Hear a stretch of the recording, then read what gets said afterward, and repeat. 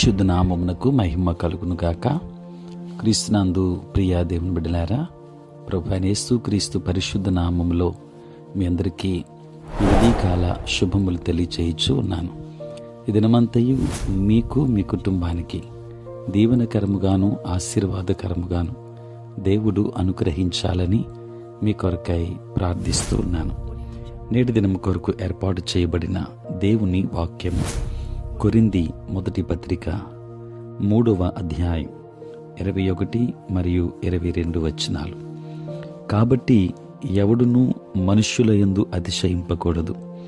సమస్తమును మీవి, పౌలైనను అపొల్లో అయినను కేఫా అయినను లోకమైనను జీవమైనను మరణమైనను ప్రస్తుతమందున్నవి అయినను రాబోవునవి అయినను సమస్తమును మీవే.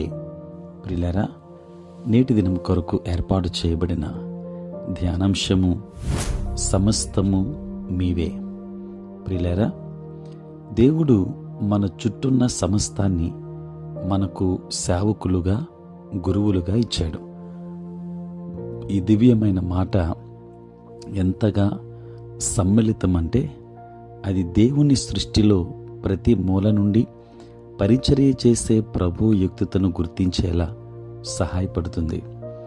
సమస్తమును మీవే అని దేవుడు చెప్పిన దానికంటే మరెక్కువ దీన్ని నొక్కి వక్కానించలేం. ఇవన్నీ మనవి గనుక మనం అభినందనతో మోకరించి సమయోచితంగా నేర్చుకోవాలి.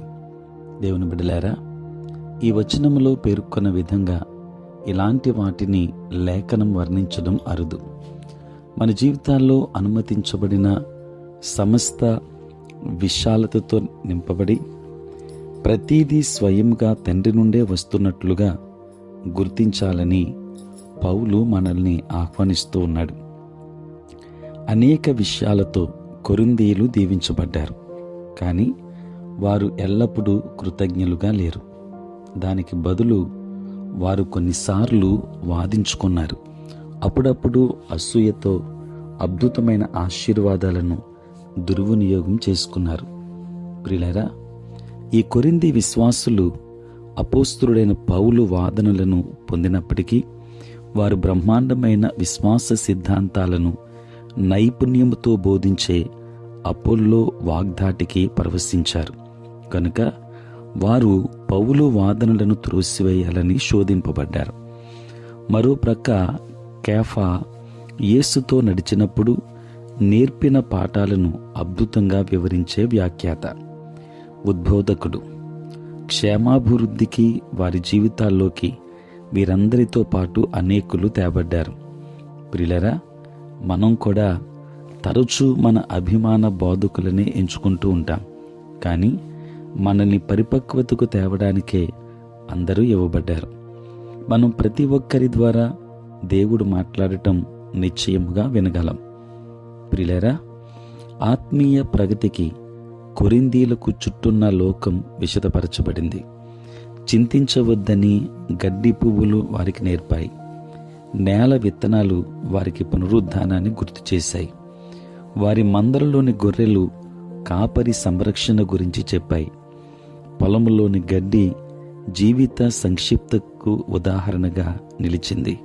ప్రియులారా, శిశువు పుట్టుక విద్యార్థి నేత్రాలకు జీవమిచ్చి ఆకలి, అభివృద్ధి, సంబంధం, ప్రేమ, ఎదుగుదల పాఠాలను నేర్పింది.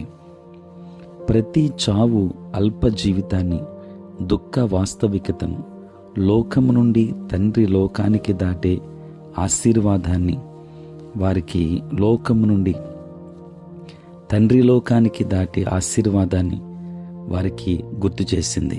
దేవుని బిడ్డలారా, విశ్వం దేవుని మహిమ గురించి మాట్లాడుతుంది. వర్తమాన కాలంలోనే నేను నా తరం వారితో సంబంధం కలిగి ఉన్నాను. ఇది నిలువదు గనుక నేను రాబోవు వాటిపై దృష్టి పెడతాను. అదే తండ్రి ఇల్లు, క్రీస్తు ముఖారవిందం, నిత్య జీవం. ఇవన్నీ నావే, సమస్తము నీవే. సమస్తమును మనకు అనుగ్రహించిన దేవుని స్తుతిద్దాం, ఆయనకు లోబడదాం, దైవాశీర్వాదములు పొందుకుందాం. దేవుడు మిమ్మును మీ కుటుంబాన్ని బహుగా దీవించునుగాక. ఆమేన్. ప్రార్థన. పరిశుద్ధుడైన తండ్రి, ప్రేమ కలిగిన ప్రభువా, మీ పరిశుద్ధ నామమునకు వందనాలు, స్తోత్రాలు చెల్లిస్తున్నాం. నాయన, రాత్రంతయు కాపాడి సంరక్షించి సుఖనిద్రను మాకు దయచేసి మా జీవితంలో మరి యొక్క నూతన దినాన్ని మేము చూడగలిగే భాగ్యాన్ని తండ్రి మీరు మాకు ఇచ్చినందులకే స్తోత్రాలు. ప్రభువా, ఈ దినమంతా కూడా మీ సన్నిధి మాతో ఉంచండి. మీ ప్రసన్నత మాకు దయచేయండి. నేటి మా పనులలోనూ, ప్రయాణములలోనూ, పరిచర్యలోనూ మీరే తోడుగా ఉండండి. బలహీనులైన బిడ్డలను బలపరచండి. అనారోగ్యంతో ఉన్న వారికి ఆరోగ్యాన్ని ఇవ్వండి. సమస్యలతో ఉన్న వారికి సమాధానం దయచేయండి. రక్షణ లేని వారికి రక్షణ దయచేయండి. ఉద్యోగస్తులు, వ్యాపారస్తులు, కష్టపడి పని చేసుకుంటున్న బిడ్డలందరినీ దీవించండి. నాయన, ప్రతిదినము ఈ ధ్యానములలో ఏకీభవిస్తున్న ప్రతి కుటుంబానికి కావలసిన సహాయం అనుగ్రహించండి.